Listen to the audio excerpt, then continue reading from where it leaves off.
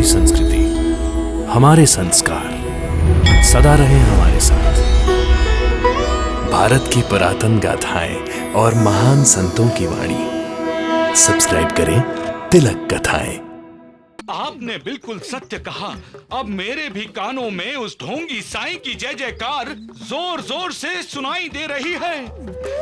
अब हमें जल्द से ही कुछ करना होगा, वरना अरे आज तक क्या क्या नहीं किया हमने वैद्य जी, क्या क्या नहीं किया।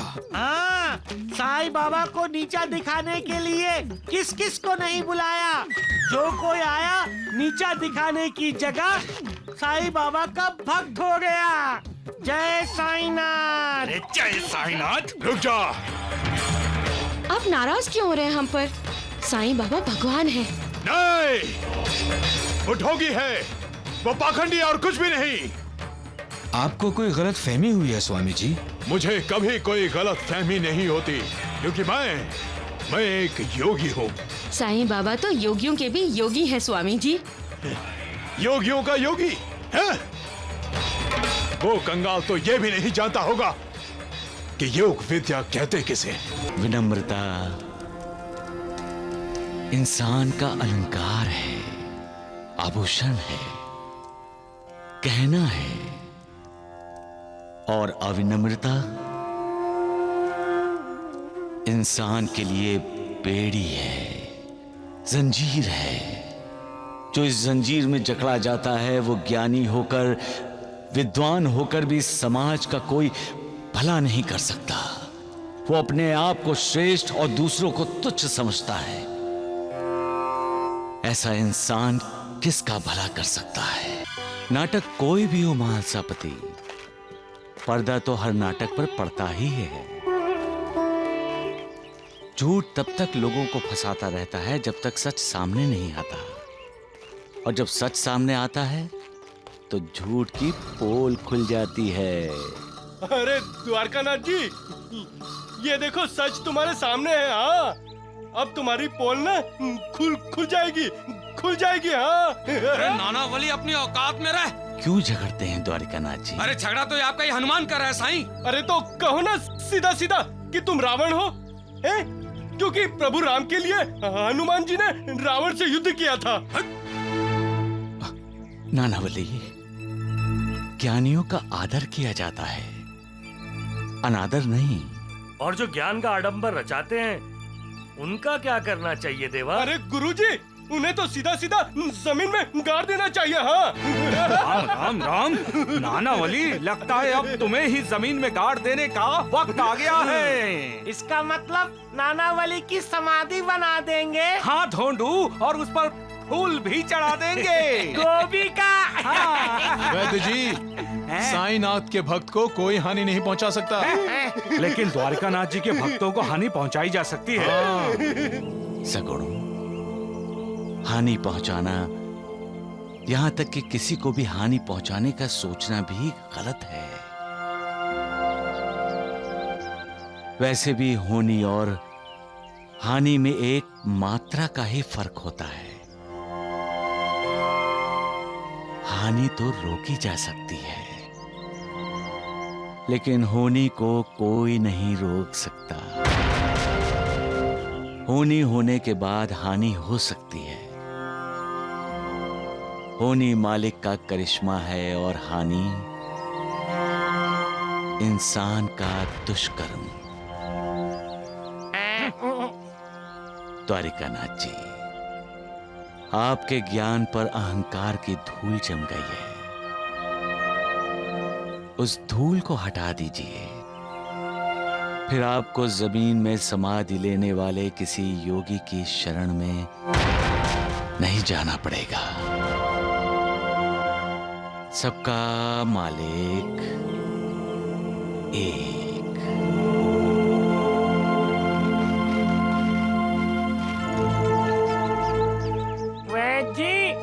साईं बाबा को कैसे पता चला कि हम जमीन में समाधि लेने वाले योगी और स्वामी जी से मिलकर आए हैं? अरे यही तो मैं सोच रहा हूँ कि क्योंकि साईं बाबा ने ही तो ये विश्व व्याप्त किया है। वो चराचर में समाये हुए हैं। वो इस ढोंडू में है, मुझ में है, आप दोनों में है। जय साईनाथ। वैद जी, इस साईं बाबा की जय जयकार सुनकर तो मेरे दोनों कान फटने लगे हैं। अब ये सब कुछ मेरे बर्दाश्त के बाहर हो गया है। अरे द्वारिका नाथ जी, आप चिंता क्यों करते हो? हमारे वैद्य जी है ना, आपके कानों का इलाज कर देंगे। अरे नालायक मूर्ख, मैंने तुमसे कितनी बार कहा है कि बीच में मत बोला कर, फिर भी बाज नहीं आते हैं। राम राम राम। द्वारिका नाथ जी, आपने बिल्कुल सत्य कहा। अब मेरे भी कानों में उस ढोंगी साईं की जय जयकार जोर जोर से सुनाई दे रही है। अब हमें जल्द से ही कुछ करना होगा, वरना अरे आज तक क्या क्या नहीं किया हमने वैद जी, क्या क्या नहीं किया। हाँ, साईं बाबा को नीचा दिखाने के लिए किस किस को नहीं बुलाया। जो कोई आया नीचा दिखाने की जगह साईं बाबा का भक्त हो गया। जय साईनाथ। अरे जय साईनाथ मूर्ख कहीं के। अरे द्वारिका नाथ जी, अब भी एक आशा की किरण बाकी है, क्यों है? स्वामी योगेश्वर महाराज। साईं राम साईं श्याम, दुख भंजन तेरो नाम।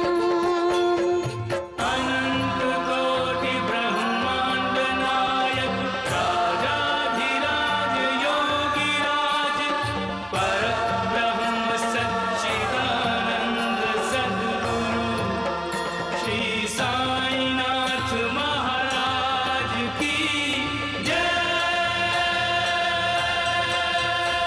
बंद करो ये स्तुति, बंद करो।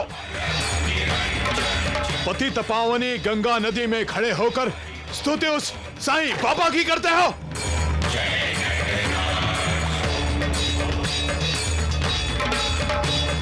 हर हर गंगे।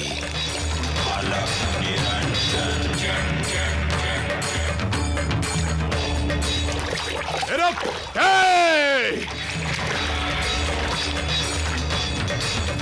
ए! रुक जा। आप नाराज क्यों हो रहे हैं हम पर? साईं बाबा भगवान है। नहीं, वो ढोंगी है, वो पाखंडी और कुछ भी नहीं।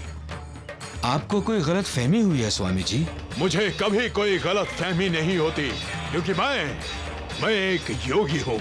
साईं बाबा तो योगियों के भी योगी हैं स्वामी जी। योगियों का योगी है?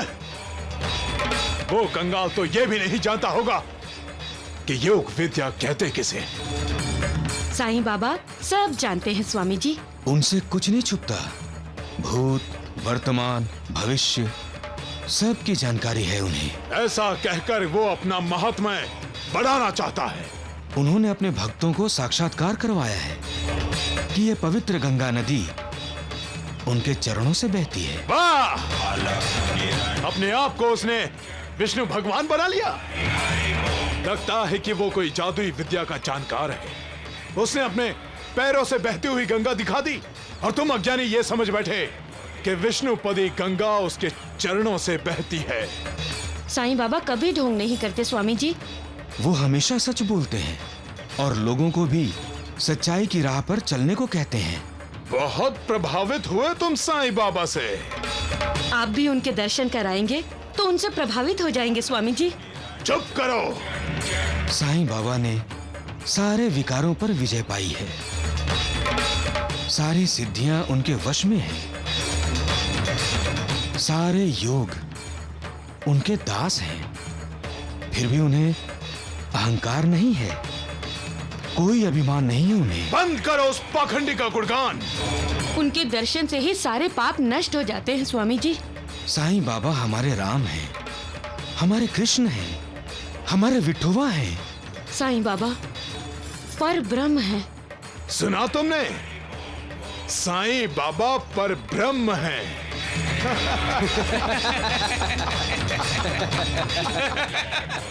वो कितना बड़ा पर ब्रह्म है, ये दिखाने के लिए मैं स्वयं शीघ्र ही शिरडी आ रहा हूँ। जरूर जाइए शिरडी स्वामी जी।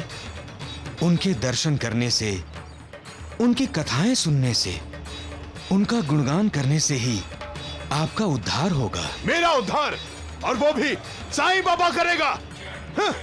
लगता है उसके उद्धार का समय आ गया है।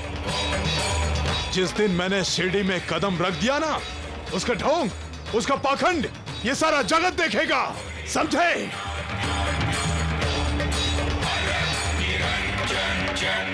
विनम्रता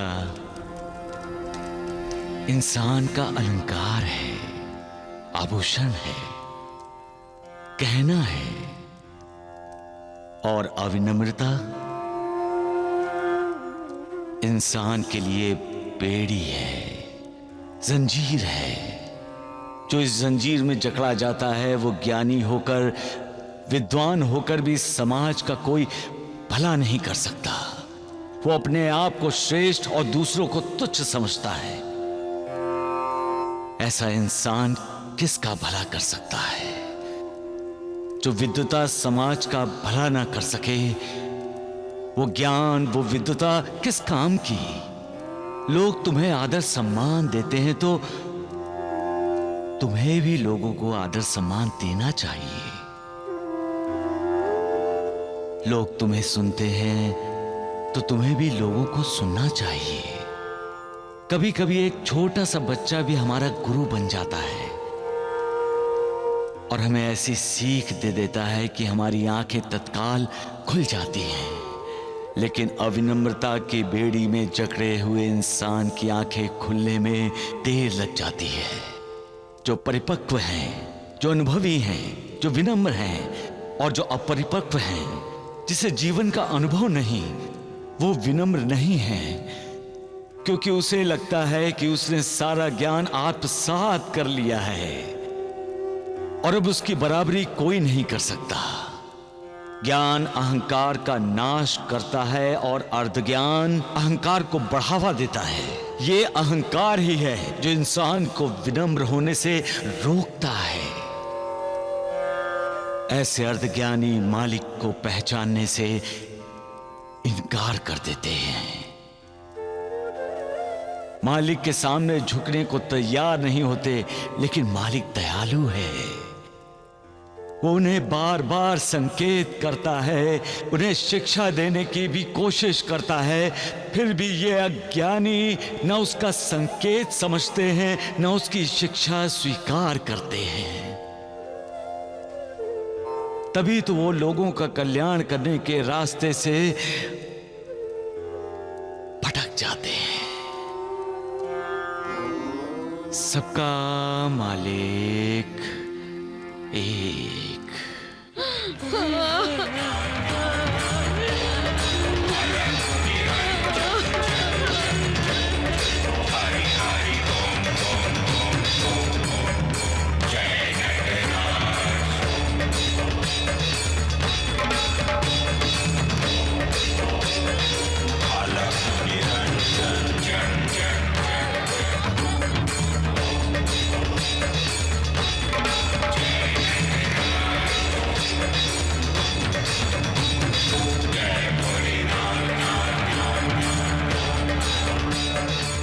मौत देखकर बेचैन हो गए? इस धरती पर एक बात सच देखकर डर गए? मैं किसी से नहीं डरता हूं, क्योंकि मैं एक योगी हूं। हंसो मत, मेरा उपहास मत उड़ाओ। नहीं नहीं, तुम योगियों के योगी हो, सिद्ध हो। तो जाओ, अपने सिद्धि से, अपने योग्य सामर्थ्य से इस औरत के मरे हुए पति को जिंदा कर दो।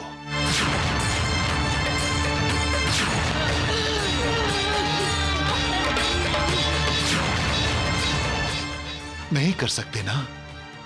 फिर किस काम की तुम्हारी सिद्धि? फिर किस काम का तुम्हारा योग सामर्थ्य? तुम मेरी सिद्धि का, मेरे योग सामर्थ्य का अपमान कर रहे हो। मैं तुम्हारा सम्मान करूंगा अगर तुम इस गाय से वेद बुलवा दो तो। ये क्या बोल रहा है?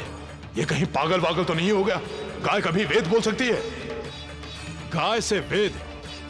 तुम्हारा मस्तिष्क तो स्थिर है। क्यों? संत ज्ञानेश्वर जी भैंस से वेद बुलवा सकते हैं और तुम इस गाय से वेद क्यों नहीं बुलवा सकते? क्या तुम योगी नहीं? क्या तुम्हारे पास सिद्धि नहीं? और ये अगर नहीं कर सकते तो क्यों योग सामर्थ्य का ढिंढोरा पीटते हो? क्यों दूसरों को ढोंगी और पाखंडी कहते हो? अब समझ में आया कि तुम उस साईं बाबा के यार हो। नदी पर मैंने जिसे नसीहत दी थी उसी ने अपने साईं बाबा को जाकर बता दिया होगा कि मैं उसकी पोल खोलने के लिए शिरडी आने वाला हूं। इसीलिए उस साईं बाबा ने तुम्हें मेरा रास्ता रोकने के लिए, ताकि मैं शिरडी ना जा सकूं, यहां भेजा है। जो सच्चे दिल से मालिक का दर्शन करना चाहता है उसे कोई नहीं रोक सकता स्वामी जी। तो तुम भी उस साईं बाबा को भगवान मानते हो? जो भगवान को नहीं मानते वो दुर्भाग्यशाली हैं स्वामी जी। जो भगवान से ईर्ष्या करते हैं और जो अपने आप को भगवान से श्रेष्ठ मानते हैं अपने अधोपतन की ओर चल पड़ते हैं। अब ये तुम्हें तय करना है स्वामी जी, तुम्हें अपने उद्धार की ओर जाना है या अपने अधोपतन की ओर।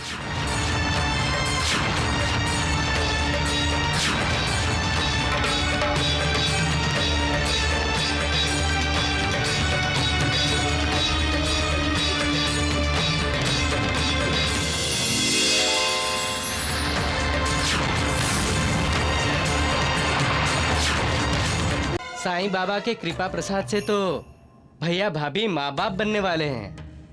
वाह वाह वाह वाह वाह! ऐसा लगता है कि तुम्हारे अकल का सौदा करके अपने आप को धन्य बना लूं। वाह! अरे मैं तो तुम्हारी खुशी चाहता हूं, खुशी। और यह खुशी तुम्हें तभी मिल सकती है जब तक कि तुम अपने भैया और भाभी की खुशी छीन लो। कहना क्या चाहते हो धर्मानंद? अगर दामू अन्ना की दौलत और जायदाद का मालिक बनना है तो अपने रास्ते के कांटे को बाहर निकाल फेंको। मतलब गर्भ को गर्भ में ही मिटा दो। आपकी जितनी भी तारीफ की जाए कम है। हाँ दामू भैया, देखते ही देखते हमें 3 लाख का फायदा हुआ है।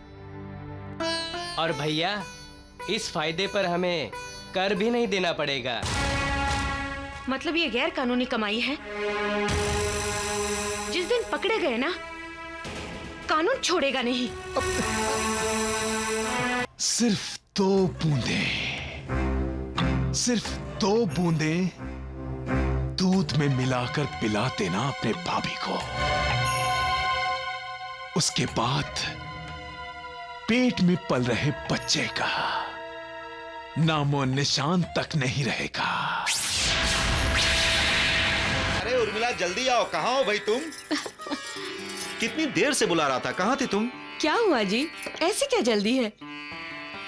ये पैसे? ये हमारे होने वाले बच्चे का शुभ शगुन है। हमारे दरवाजे पे दस्तक देते ही लाख रुपया ले आया वो।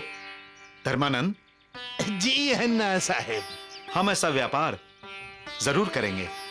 जब भी ऐसा व्यापार हो हमें बता देना। चलो उर्मिला। सुना धर्मानंद, भैया ने क्या कहा? मैं तो सब सुनता हूं।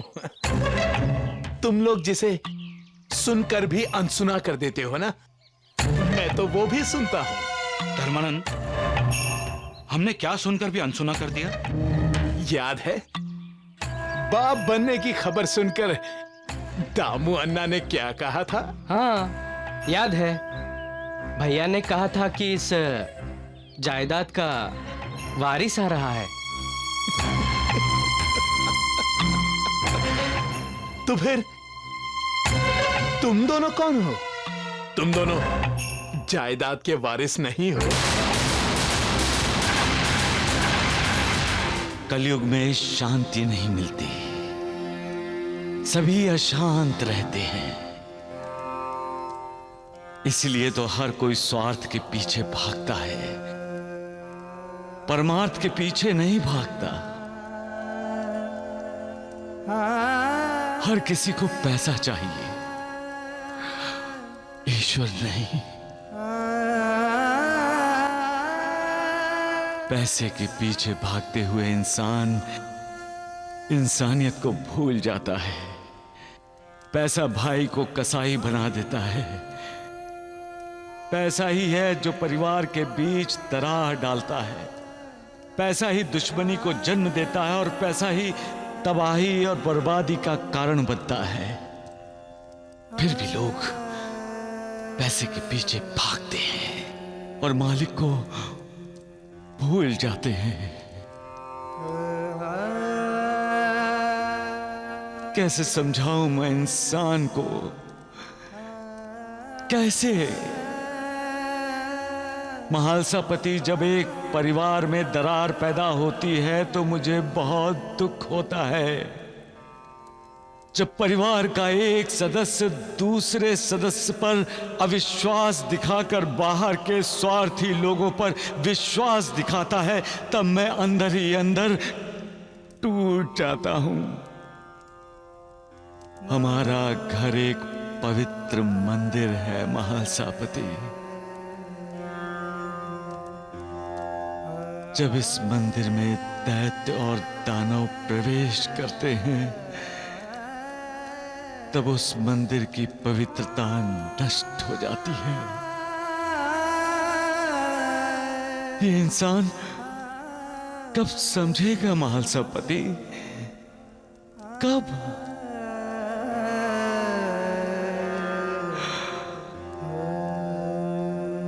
सबका मालिक एक। ओम जय साईनाथ, जय साईनाथ। आदिनाथ तुम्हारा, तुम्हें श्रद्धा नमन हमारा। ओम जय साईनाथ, जय साईनाथ। आदिनाथ तुम्हारा, तुम्हें श्रद्धा नमन हमारा। आरती हो रही है साईं बाबा की। आरती क्यों नहीं होगी धर्मानंद? साईं बाबा के कृपा प्रसाद से तो भैया भाभी माँ बाप बनने वाले हैं। वाह वाह वाह वाह वाह! ऐसा लगता है कि तुम्हारे अकल का सौदा करके अपने आप को धन्य बना लूं। वाह! हं। अरे मैं तो तुम्हारी खुशी चाहता हूं, खुशी। और ये खुशी तुम्हें तभी मिल सकती है जब तक कि तुम अपने भैया और भाभी की खुशी छीन लो। कहना क्या चाहते हो धर्मानंद? अगर दामू अन्ना की दौलत और जायदाद का मालिक बनना है तो अपने रास्ते के कांटे को बाहर निकाल फेंको। मतलब? गर्भ को गर्भ में ही मिटा दो।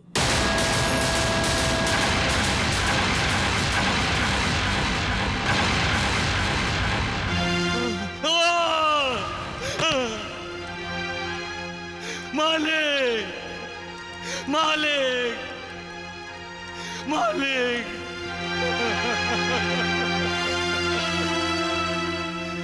ऐ मालिक, ये कैसा खेल है तेरा? तूने मुझे श्रद्धा, सबरी और विश्वास का पाठ पढ़ाने के लिए मुझे इस धरती पर भेजा है, लेकिन यहाँ तो गर्भ में ही विश्वास का श्वास रोकने की कोशिश की जा रही है। एक कैसा इंसान बनाया है तूने कि जिसको अपने आप पर जरा भी विश्वास नहीं, इसलिए वो हमेशा दूसरों पर अविश्वास दिखाता रहता है। उसे अपनी बुद्धि, अपनी शक्ति पर विश्वास नहीं, इसलिए जो अपनी बुद्धि और शक्ति के सहारे आगे बढ़ते हैं वो उनसे ईर्ष्या करता है।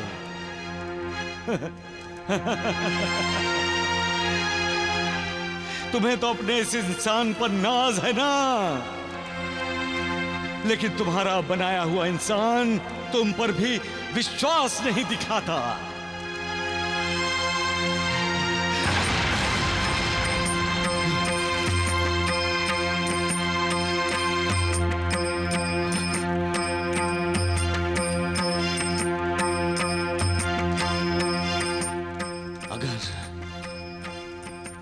ही मिट्टी का इंसान है तो इंसान इंसान में फर्क क्यों मालिक? क्यों ये इंसान अपने भाई से ईर्ष्या करता है, नफरत करता है? क्यों अपने ही जन्मदाता को धोखा देता रहता है? क्यों अपने स्वार्थ के लिए इंसानियत का गला घोटता है? तुम्हारा ये इंसान तुमसे ज्यादा पैसे को अहमियत देता है। वो पैसों से माला माल होना चाहता है, तुम्हारी कृपा से नहीं। वो ये क्यों नहीं समझता कि तुम्हारी कृपा उस पर नहीं है तो पैसा होते हुए भी वो कंगाल है। वो कब इस हकीकत को समझेगा कि फकीरी ही सच्ची अमीरी है? मालिक!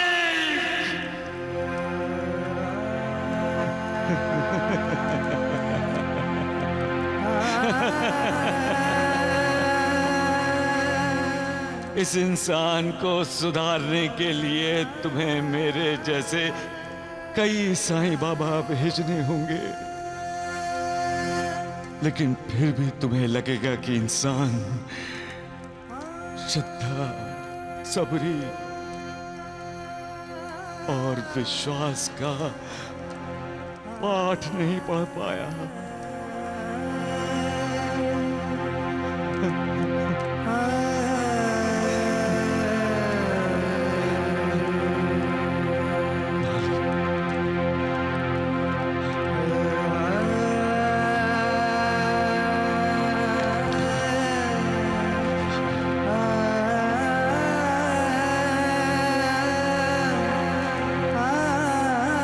सबका मालिक एक। धर्मानंद जी, जी आपकी जितनी भी तारीफ की जाए कम है। हाँ दामू भैया, देखते ही देखते हमें 3 लाख का फायदा हुआ है। और भैया इस फायदे पर हमें कर भी नहीं देना पड़ेगा। मतलब ये गैर कानूनी कमाई है। जिस दिन पकड़े गए ना, कानून छोड़ेगा नहीं। उर्मिला, तुम तो खामखा चिंता करती हो। चलो आराम करो। ओफो, आप तो मुझे बच्चे की तरह संभालने लगे हो। बच्चे की तरह नहीं, बच्चे की माँ की तरह। चलो आओ।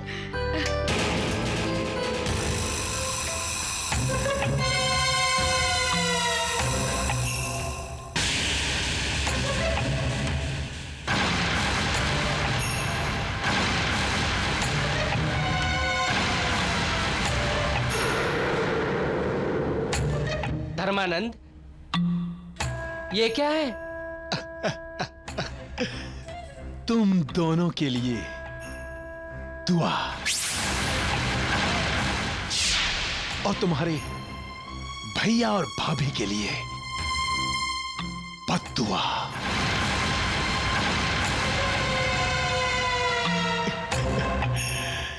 सिर्फ 2 बूंदें, सिर्फ 2 बूंदें दूध में मिलाकर पिला देना अपने भाभी को। उसके बाद पेट में पल रहे बच्चे का नामो निशान तक नहीं रहेगा।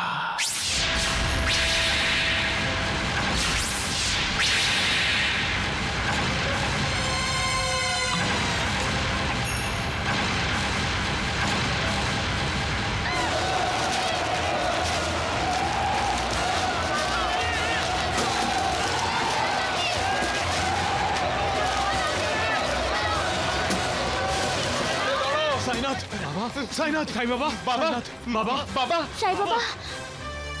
तूफान आया है ना? इंसान के दिल में सत, असत, सुविचार कुविचार का द्वंद्व चलता है, उसे तूफान ही कहते हैं। ये कुदरत का करिश्मा है। जो भी भाव भावना इंसान के दिल में होती है, वैसे ही उसे बाहर दिखाई देता है। उसके दिल में तूफान है तो उसे लगता है कि बाहर भी तूफान है।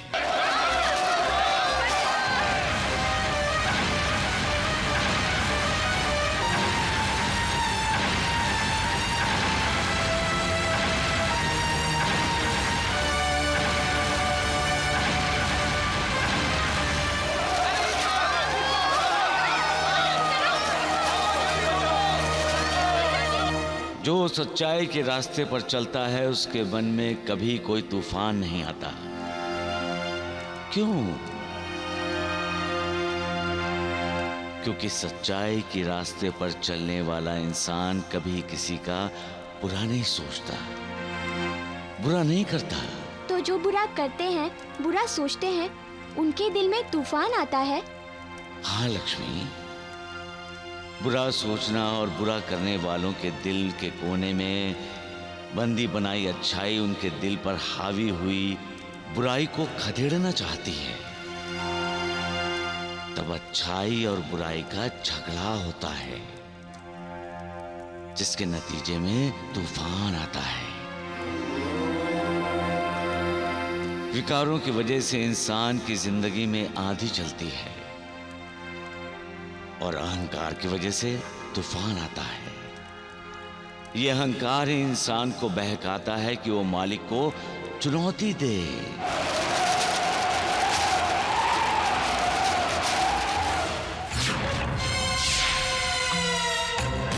वक्त मत गवाओ।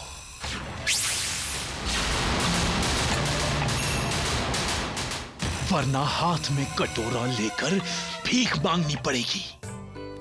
उर्मिला, जितना ध्यान तुम्हें अपनी और कोख में पल रहे बच्चे की सेहत पर देना चाहिए ना, उतना तुम बिल्कुल नहीं दे रही हो। ये किसने कहा आपसे?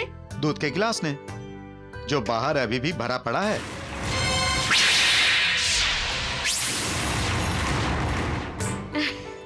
अच्छा बाबा, अब जैसे ही मैं उस कमरे में आऊंगी, उस दूध के गिलास को शिकायत का मौका नहीं दूंगी। इस मौके को गवाओ मत। सिर्फ 2 बूंदें, सिर्फ 2 बूंदें। फिर अपने भैया और भाभी की संतान बनकर रहो और जिंदगी भर ऐश करो।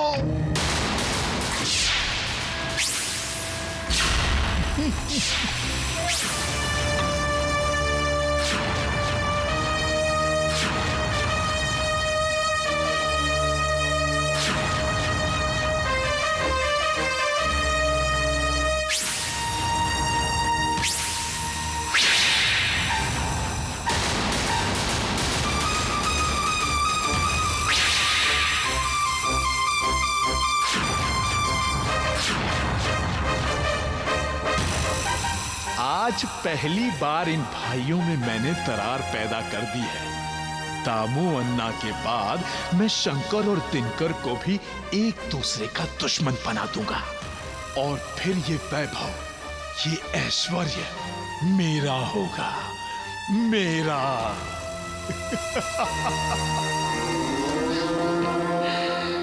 वाह रे शकुनी वाह। सभी समझते होंगे कि महाभारत के युद्ध के साथ शकुनी मामा का भी अंत हो गया होगा, लेकिन नहीं। भाई भाइयों में झगड़ा कराने वाला, उनके दिलों में दरार पैदा करने वाला शकुनी आज भी दूसरे रूप में जिंदा है। सिर्फ चोला बदला है उसने। अरे तुम तीनों यहाँ क्या कर रहे हो? भैया वो धर्मानंद को आपसे अगले सौदे के बारे में कुछ बात करनी थी। मुझसे क्या बात करनी है? तुम लोग देख लो, और जब मुनाफा हो रहा है तो उसमें सोचना क्या है? क्यों धर्मानंद जी? जी। उर्मिला, हाँ? चलो दूध पी लो। चलो चलो चलो।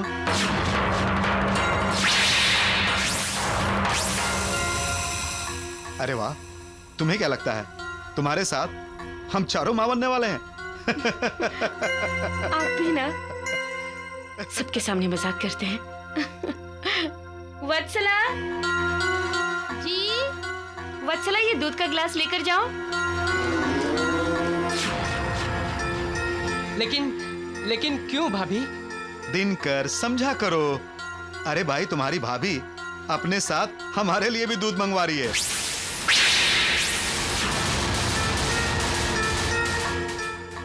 अब तुम खुद पहचानो शकुनी कि कौन से गिलास में तुम्हारी दी हुई दवा मिली है।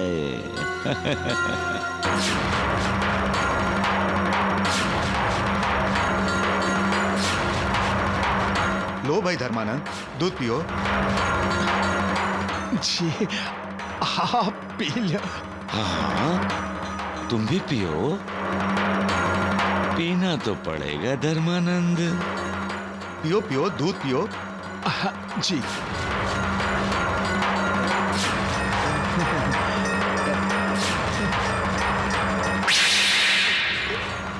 शंकर, तुम भी दूध लो। हाँ भैया। दिनकर, तुम भी दूध लो। जी भैया।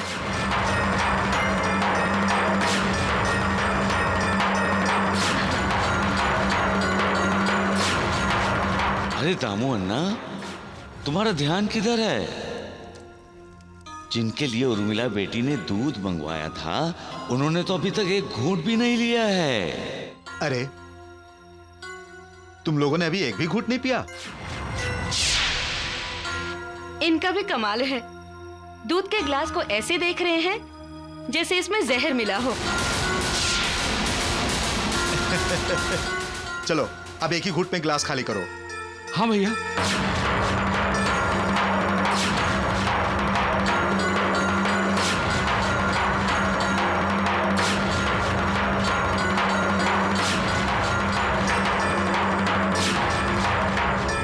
अब तो शिक्षा ले लो, समझ जाओ, जान जाओ कि अपने कर्म का फल तो भुगतना ही पड़ता है। जब हम दूसरों के लिए खड्डा खोदते हैं तो खुद भी तो उसी खड्डे में गिर सकते हैं। किसी का बुरा मत करो। अरे करना है तो भला ही करो, भला ही सोचो, इसी में तुम्हारी भलाई है। क्योंकि जो दूसरों का भला करता है, भला सोचता है, उसके साथ मालिक की दुआ होती है, जो किसी भी बद्दुआ का असर उस पर नहीं होने देती। सबका मालिक एक। तुम्हें अचानक हो क्या गया शंकर भैया? पेट में बहुत उथल पुथल मच रही है। लगता है वो दवाई वाला दूध मैंने पी लिया है। ये तुम्हारा वहम भी हो सकता है। वहम नहीं, ये दर्द बता रहा है। ये वहम नहीं हो सकता। वो दवाई वाला दूध मेरे अंदर चला गया है। दिनकर, ये दर्द मेरी जान ले लेगा। मुझे बचाओ दिनकर। हम दामू भैया को सब सच बता देते हैं। पागल हो गए हो? तुम दोनों ने बच्चे को गिराने की कोशिश की। ये सुनकर दामू अन्ना तुम दोनों को घर से लात मारकर बाहर निकाल देगा। अरे तो क्या करें? लेकिन भैया के दर्द का क्या करें? इनका इलाज वो डॉक्टर करेगा। इन्हें हम फौरन डॉक्टर के पास लेकर चलते हैं। सबसे बड़ा वैद्य, सबसे बड़ा डॉक्टर मालिक है। मालिक, वो मालिक, उसकी कृपा, उसकी दया सबसे असरदार दवा है। जब मालिक की दुआ साथ होती है तो जहर भी अमृत बन जाता है। लेकिन मालिक होता किसके साथ है? उसके साथ जो किसी से नफरत नहीं करता, जो कोई बुरा काम नहीं करता, जो सबसे प्यार से मिलता है, जो हमेशा सच्चाई की राह पर चलता है, जो सच बोलता है। मालिक उसके साथ होता है। सबका मालिक एक।